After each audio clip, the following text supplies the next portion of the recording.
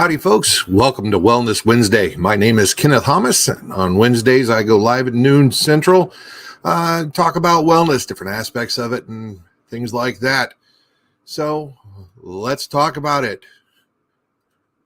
Today, we're going to be talking some more about knowing the skin that you're in. Have access to this series of information that's coming out to me. So I figured this would be a good thing to share. When I was looking at how much information I was provided for this month, I realized, that's more than I'm going to be able to cover in one. So that's why it says part one on here. Next week, we'll be doing part two. All right. So we're talking about skin and, some of the things that a lot of people tend to not think about with their skin. Your scalp. Everyone thinks about the hair, but they don't really always think about the scalp. And the scalp is important, all right? Dry scalp is going to irritate your follicles where your hair is coming out. It's going to cause you itch, skin flaking, also known as dandruff. An oily scalp leads to buildup around the follicles and stuff, and that can also cause the itching and skin flaking. So how do you tell the difference? Well, let's look at the hair. That'll tell you the difference in how your skin is on your scalp. If your hair looks greasy and flat, you have an oily scalp. All right, it's that easy. Knowing what kind of skin you have on your scalp is going to help you know what kind of shampoos and conditioners are going to be working well for you. Because when you're looking at what you need for a shampoo and conditioner, you need to look at two things, all right? Not just the hair. The hair, everybody always thinks, well, I've got this kind of hair, so that means I need this kind of shampoo. But you also need to look at how that's going to treat your scalp, okay? So, making sure that you're using the right kind of shampoo for your skin type as well as your hair type. All right. Yeah. It's more complicated than I realized. I'm a dude. All right. I was like, oh, shampoo, use it. I was one of those ones when I was in the Army. I used the all-in-ones. There was a body wash, shampoo, and conditioner all in one because, I had a limited amount of ability to have stuff with me. So let's get into some hair tips here. One of the things that I've learned is that you want to let your conditioner sit for at least 2 or 3 minutes while you're in the shower to allow it to soften and soften and condition your strands. So this also goes for those of us with the luxurious beards. You want to let that conditioner that you're using sit in there so it'll actually have a chance to really get some good work in there. Another good tip is brushing your hair before you get in the shower. I know everybody always thinks about brushing it, combing it while you're in the shower or right after you get out of the shower. But believe it or not, brushing your hair before you get in the shower, it's going to help loosen stuff that may be in your hair. It's also going to stimulate and help loosen up some of the stuff that's on your scalp so that it'll wash away more easily. Now, let's get into talking about the face. Okay. The skin on your face is thinner than the skin pretty much covering any other parts of your body. Pretty much. We're going to keep this G-rated. There are some areas that have much more sensitive skin. We'll leave it at that. Whole different conversation that I'm not going to have going into how, yeah. All right. So, because your skin on your face is so sensitive, that's why it's important to use the right kind of stuff for the skin type you have. Using just everyday body lotions and stuff like that on your face can really clog up your pores. It can lead to acne. It can lead to eczema. It can lead to all kinds of irritations and stuff. The kind of skincare routine that I've learned to have, step one, you wash it, you cleanse it, get all that skin off and get all the oily and gunk and everything else. And if you're somebody who uses makeup, all the makeup and dirt and grime, everything. Step two, you're going to tone it. You're going to use something to help tone the skin. There's all kinds of different products. I'm not going to go into the different products and stuff right now because that's a whole huge conversation. And honestly, I'm not the skincare guru. That's my wife. Step 3, you're going to treat. So if you're doing something because you want to treat the under your eyes, you want to get that kind of firmness and stuff for your skin. There's different treatments you can use, but this 3rd step is treatment. And then 4th step, your final step, is always to moisturize. Now, daytime moisturizer is one of the good things to look for in a daytime moisturizer. I know this is in general, is to make sure that it has some SPF protection in there, because one of the most damaging things for those of us who go outdoors is the UV light, the sun. It ages your skin, okay? Yes, it helps get you a healthy glow and everything else, but too much of a good thing is bad, So having some UV protection is good.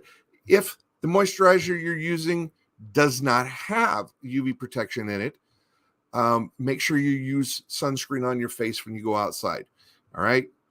Now, how to tell what kind of skin type you are. So it's going to be a couple of steps here, all right? First thing you're going to do is you're going to wash your face with a gentle cleanser, gently pat dry. Always pat dry, do not rub, pat dry your face. After about 15 to 30 minutes, we're going to look at your skin, okay? If it's shiny, oily skin. If your skin feels tight or it looks flaky, you got dry skin. That's the easy ones. Now, if you have a shine in your T-zone, and by the way, your T-zone is your forehead, your nose, and your chin, all right? It makes a T on your face. So, shine in your T-zone, you have combination skin.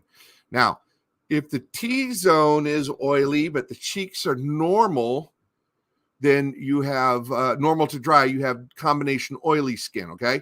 Now, if it's the other way, the T-zone is normal to oily, but the cheeks are dry, then you have combination dry skin, all right?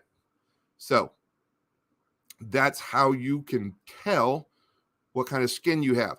Now, one thing I've seen a lot of people talk about, and I've seen a lot of products talk about, hey, we can shrink your pores. No. You can't actually shrink the pores, but proper cleansing can help clear out your pores and blockages so that your pores are much less prominent, okay?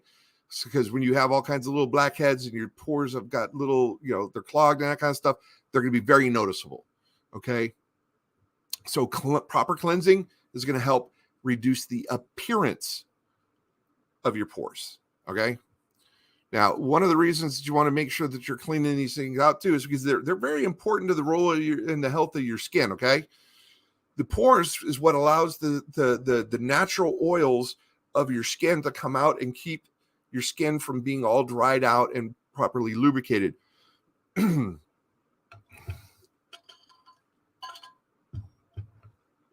So when your pores are all getting clogged and stuff, a couple things are happening.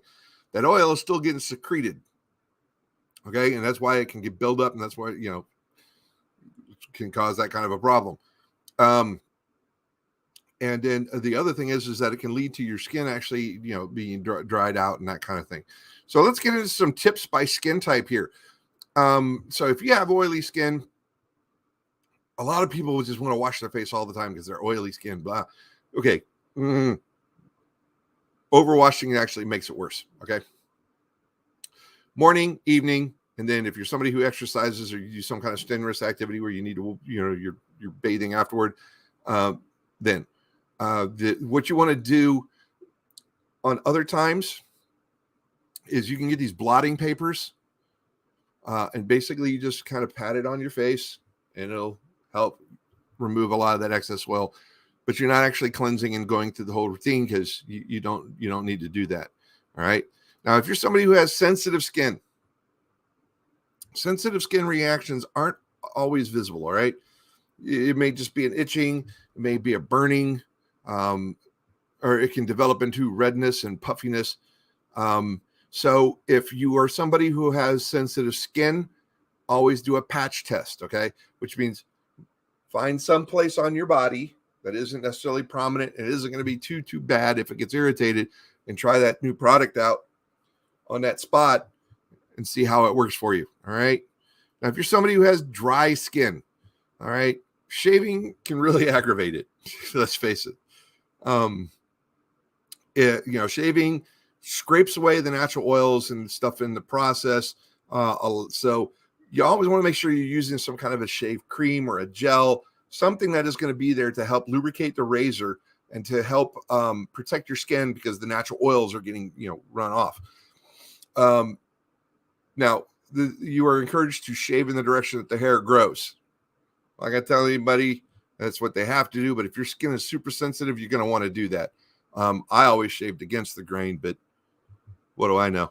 I was a soldier. I was doing it because I didn't want to have to shave more than once a day. Now, for all skin types, ointments, creams, lotions, part of what these things do is they trap existing moisture in your skin. Sometimes they're carrying that moisture with them. Sometimes they're catching it when it's there, that kind of thing. So here's an important tip. Do not overdry your skin, okay? A lot of people will sit there and they want to get every drop of moisture off their body when they're done with a shower or a bath. Yeah, it's not really a good idea. You want to get all the standing water, the dripping water off, but you want to leave some of that moisture there because, that's what's going to help with your skin. Your skin's going to absorb that moisture, all right? And if you really want to get the most benefit out of like your after shower lotions and those kind of things that you're using to help hydration and keep healthy looking skin and stuff like this, right after you pat dry, within a few minutes, that's when you want to start putting on that stuff, because you're going to really help lock in that moisture that's there, and your skin's already moisturized and stuff from being exposed to the water. So this is really a good time to be using those kind of things. Now, here's another question I've had seen a lot of people discussing. Is your skin irritated or is it sensitive? All right, well, let's talk about it. Irritation is a temporary damage to the skin, okay? It means something is irritating it. It's something that is causing the issue to the skin, all right? Sensitization, on the other hand, is an inflammatory response to it, okay? So rather than something causing the irritation, an example would be poison oak, poison ivy. That is something that is an irritation, okay? If you're allergic to something, what's causing that redness and that response is your body's immune system responding to that irritant.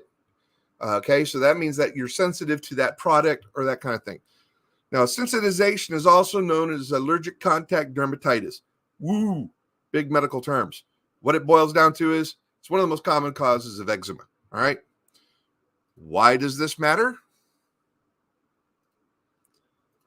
If you're using a product that you think, or a product that irritates your skin, but all you're thinking is that you have sensitive skin, you might end up starting to use the wrong types of products for your skin, because you're going to go get sensitive skin products and they may not have the right benefits for you because you don't have sensitive skin. You may need something that's going to be doing something more for you, that kind of thing. So if you're not sure, check with a dermatologist. If you think that if you're not sure if you're having irritation or contact dermatitis, check with a doctor. That's my advice for that one, because I am not a medical professional and nobody would know. Me, I'm a goofball. I can find good information and I try to share it with people. So that's kind of what I wanted to cover for this week. Next week, we're going to get more into some more things about the face, like around the eyes and that kind of stuff, and also some tips for how to care for the rest of your body. All right, because there's a lot of different information out there that I am finding that is just really, really good. You'll have to forgive me. My allergies are still acting up. So my throat is either feeling like I'm just dealing with the drainage, or because of the allergy medicines and stuff that I'm using, it dries out. So I start talking, my throat starts going dry on me. But anyway, so if you're catching this on Facebook, please give me some comments. Let me know what you think. If there's issues with wellness that you'd like to have me discuss and get some answers for, drop a comment. Let me know. Please follow me so that way you'll know when these videos get posted. And if you're catching this on my YouTube channel, please like and subscribe. Again, that helps you know when the new videos and stuff are posted. And I always love hearing from you guys. So if you got questions or comments, please let me know. And tomorrow for Thursday's Thoughts, I'm not sure what we're going to be talking about yet. I got a couple of different ideas. So be here tomorrow, Thursday at noon, and we'll see what we have going on. And in the meantime, folks, I hope you guys have a fantastic day. Peace, love, and photography. And remember, everything can make a beautiful image, including you. Have a great afternoon. Bye.